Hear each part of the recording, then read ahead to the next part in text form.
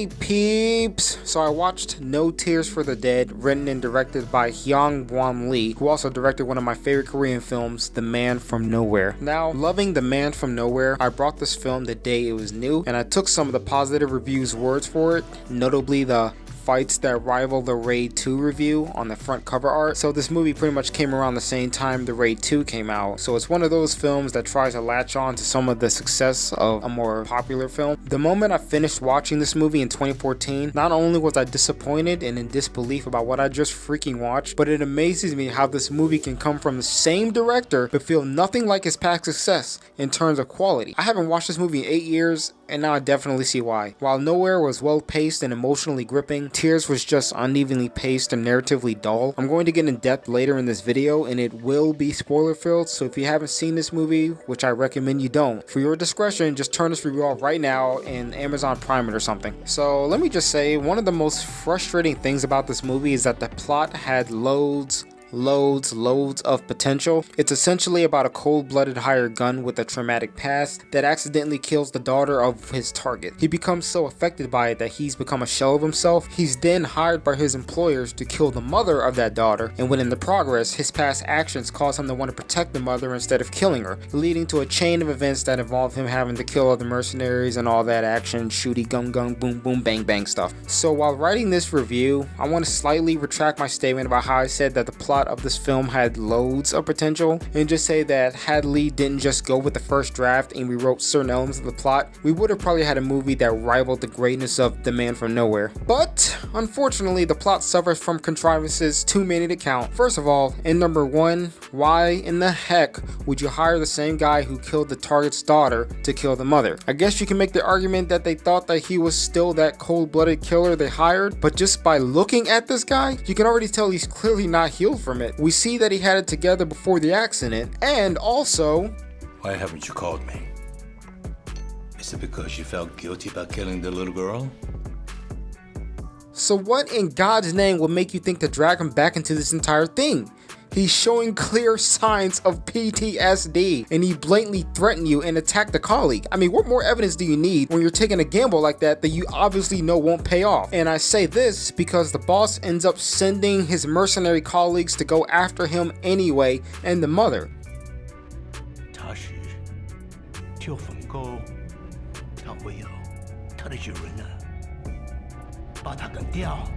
They didn't trust him, but you slingshot him to Korea, already unsure of his loyalty? Just to send guys to kill him because you were already suspicious of him? Why didn't you just send those guys to do the job through its entirety first? Or better yet, why not just send them to spy on him and kill him a moment's notice of disloyalty? Or why didn't you just kill him in the beginning of the movie since he's already an unstable mental person? I mean, really, come on. You know, in most films of this type of genre, if a certain colleague fails, they're killed right on the spot because it's a big deal. If there's more complexity to the situation, especially, and you hire somebody better, you don't just give that same screw up another chance. But what do I know? I've never been a boss of mercenaries before, so it's whatever. You know, it's bad enough that there's nothing happening in the first half of this movie. Okay, well look, there are things happening, but the plot never really progresses, and on top of that, the plot's not even all that interesting or makes any sense. So basically, there's this file that the boss is looking for, and the father of the daughter, Gone, the main character, killed, and the father sent that email to 3 possible contacts that have account information on them. And this account information he's trying to sell to the Russian mafia, I guess. One of those contacts are, and I'm not kidding, his wife? Why? You're putting your own wife in danger, you stupid idiot. So I guess you want your whole family killed then, huh? Why not just give the email to people you actually worked with or, associated criminal illegal activity with and leave your wife out of this? They don't even explain why the father does this, but considering that he's a huge gambling addict and has criminal activities with debts up the wazoo, it's pretty proven that he's a responsible family man. I mean, he takes his daughter to the US for literally no reason while turning on his employees to do this Russian mafia job thing. Makes sense, right? And also, why would you give your account information to people in the same region instead of overseas possibly? I mean, you're handing evidence of criminal activity that you're associated with to not only the enemies, but you're also handing it to the authorities by giving it to people who are clear targets in Korea. This clearly was just a cheap crap excuse to get this sorry excuse for a plot ball rolling. I mean, you know what? I kind of wish we knew what the email even was. For all we know, it could just say, hey, here's the account information that was supposed to go to the Russians, do stuff with it. I guess until you're hunted down and killed by people that obviously want it. Hide it, I guess. Where? I didn't think that far ahead. You're screwed. My bad. Worst father, husband / colleague I've ever seen in a movie. But you know what? None of this actually matters because the second half becomes a mindless action film, and not the good kind either. For starters, I have to say this. I've never been so numb to violence before, quite as much as I was in this film. In The Man from Nowhere, the action scenes near the end was probably the biggest bloodbath in the film, but it was a rewarding payoff for the well-paced build-up from the film. Here, too much of one thing in your movie can clearly be a detriment. It's not really the blood and gore itself, but it's more how there's always some sort of betrayal that leads to a certain degree of killing. And it doesn't just happen a few times, I mean it happens almost every 5 minutes. Dog, I swear, it gets so numb and repetitive because the plot is already muddled and pointlessly convoluted, so like, what's the freaking point? The second half does deliver action, but the plot is already undercooked and the characters are already cardboard cutouts. I mean, if it's already bad enough that Gon does a terrible job at protecting this girl, and not moments that are understandably out of his control, but clear opportune moments where he could have got her out of there, instead of, well, let's say, calling her on the phone and hoping to God that the plot armor works. Several opportunities where Lee is enforcing cheesy sentimental moments between Gon and Mo could have been used to have Gon make smarter decisions. Instead, Gon just does crap like knocking out one of the mercenaries and still keeping him alive after he just went on a killing spree with a bunch of extras, and that mercenary that he knocks out and leaves alive ends up capturing Mo in the first place. Smart move. So, Lord, so what about the presentation? Well, I'll just say this. Lee continues to show that he can make certain sequences creative, and it's more consistent than I remember when I first watched the movie. I mean, there's a fantastic car crash scene, and after watching the behind the scenes, it really shows how much effort was put into getting it exactly the way Lee wanted it. There are small moments of decent camera work, but nothing exciting, and the cinematography, while not perfect or even standoutish, did leave room for small moments to appreciate. The action scenes, as far as the ones that were well shot, were few and far between. There is a fight scene that calls back to the fight scene in The Man from Nowhere near the third act, but nowhere near as well choreographed or as graceful. And while I can understand why Lee went out of his way to avoid replicating Nowhere, most directors continue to their strengths. The fight scenes in this film overall are overcut and under choreographed. Not that much, but to a degree where it's very distracting. Lee seems to have been wanting to go for a more brutal, brawler type angle for the fights in this film, which is very, very clear, but when you overcut your action scenes, you don't really get a feel for the brutality that you're aiming for. Too many American films have been doing that. Luckily, we're moving away from that, but going backwards just ain't a good idea. I will admit I enjoyed the action on my second watch than the first, mostly for the gunplay, only because the sound design for the guns was loud and brutal in ways that guns should sound in movies. That's one thing I'll give the film. Let's talk about these trite and flat characters as well as the wasted potential of the story. Now, I think that there's a recurring theme in the film that has to do with how the lives of our family can affect us personally, and this is communicated by Gon's mother taking her own life and him transforming into a cold and distant person. When he kills his target's daughter, he's deeply affected. And we see that, like his own childhood, he was also affected by the choices of his mother. He wanted to grow with the love of his mother on his side, and losing that chance reflects on how he took that chance away from the daughter. The problem is, the main character has a richly interesting backstory, but he's so underdeveloped and one-dimensional that it's hard to be invested in him. They hammer it over our heads that he's traumatized by this event, but he's never given any sort of type of arc. This is emphasized by the fact that he dumps exposition on Mo, who is already knocked down on the couch after she ODs, and he's going on and on about his past, and not only does it make no sense why he's even doing this, but it's lazy writing because it shortcuts a way to get to where he finds motivation to protect her.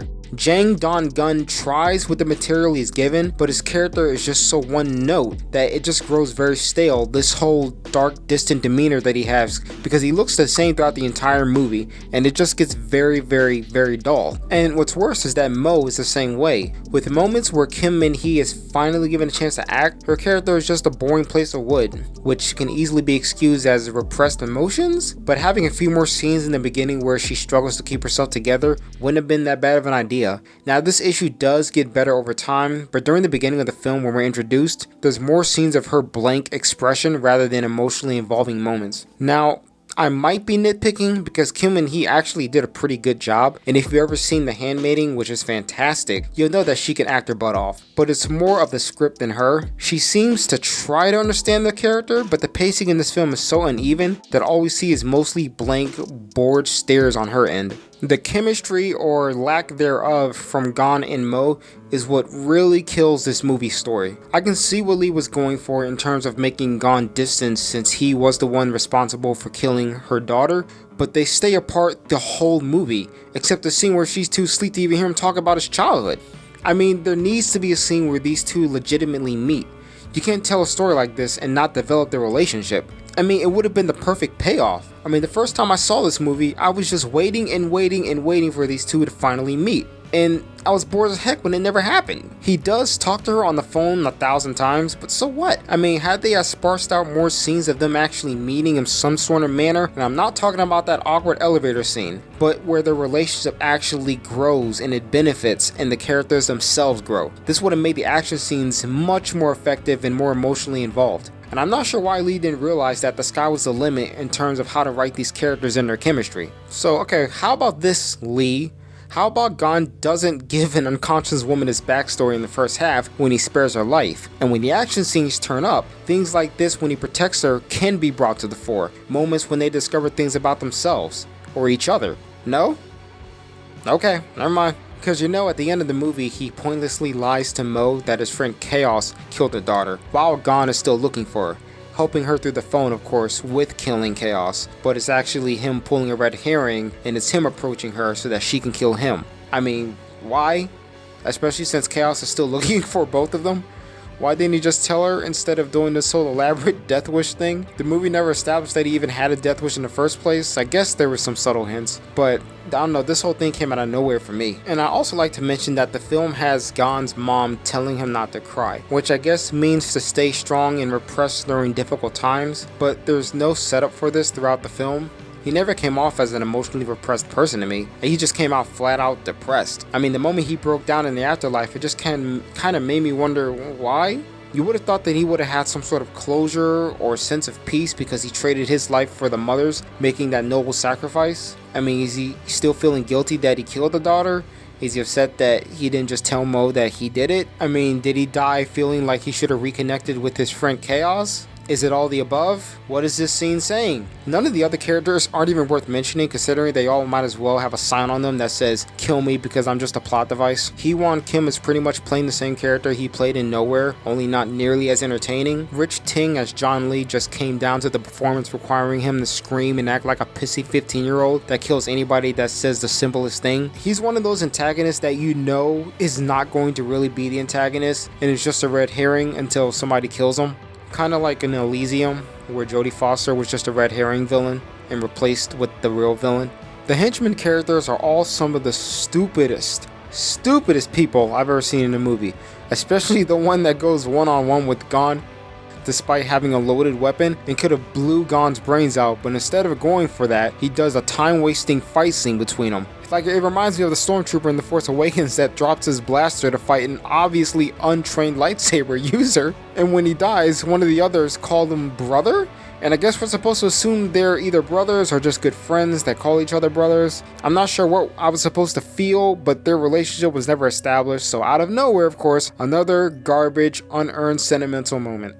One of the biggest half-baked character dynamics was with Gon's old friend Chaos, who apparently rescued him on a mission some time ago. They don't really go into that much, but there is clear potential to make the relationship a pivotal part of Gon's character, but instead we get these horrible pieces of dialogue exchanges between them that don't really tell us anything about the relationship. Why don't you stop this nonsense? We can still go get some tequila. And by the end, there's this unearned scene of Chaos holding Gon's hand when he dies. Like, why? Much like the relationship between Gon and Mo, it's underdeveloped and rushed through the plot without getting a feel of what their chemistry was or should be like. Hey peeps, remember in The Man from Nowhere where Cha and Young had this defined chemistry throughout, and when she was kidnapped, we're rooting heavily for Cha to find her, and the moment where we thought that she was killed when he goes to the bad guy's hideout, this reveal ultimately leads to some of the most satisfying climactic fights in any sort of Korean action film. and by the end, we find out that she actually was alive, and when they reunite, I was never more satisfied than that moment. It's character moments like this that need to be in this movie.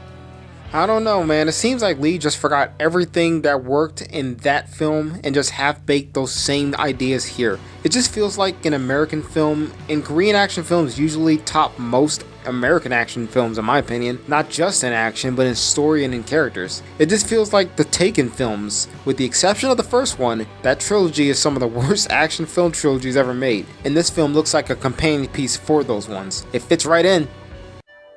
So overall, I definitely wouldn't recommend this film if you're looking for a high quality Korean action flick. The Man from Nowhere is pretty much his masterpiece in my opinion, and you should just watch that. But all directors do have their speed bumps, so I wouldn't hold this one against Lee, because he's a very talented filmmaker. It is what I would consider to be a true misstep. So if I had to rate this film, definitely a 1.5 out of 5 stars, and not enough to give it 2. Not really as far as redeeming qualities. The performances were all decent, the action was at times, but it was not enough to save this garbage. If you have seen this movie, please share it in the comments how you felt about it, if you felt different than me. But overall, I hope you enjoyed the review, and no doubt I'm pretty sure most of you probably haven't heard of this movie, and for good reason too. But if you like my content, hit the like and sub, and I'll see you in the next video. Peace out and love y'all.